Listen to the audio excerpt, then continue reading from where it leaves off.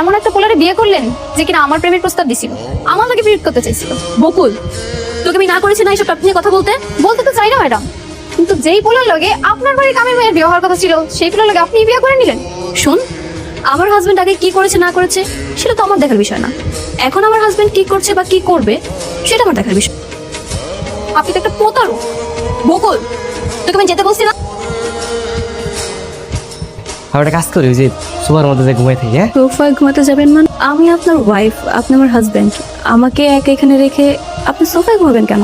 না ম্যাডাম, আসলে হয়েছে কি, আমি আবার রাতে লুঙ্গি পরে ঘুমাই তো। ম্যাডাম মানুষ, আপনার সাথে লুঙ্গি পরে কেমন দেখাবে না? তার সমস্যা নেই, কিন্তু আপনার লুঙ্গি আবার সকালে গলায় মালা হয়ে যাবে না তো? হ্যাঁ ম্যাডাম, কি করবো, আমি শক্ত করে গিয়ে তো দেবো, সমস্যা নাই। ঠিক আছে, সমস্যা নেই, তাহলে আপনি এখানে ঘুমাতে পারেন। আচ্ছা, পরে আসি তাহলে। হ্যাঁ।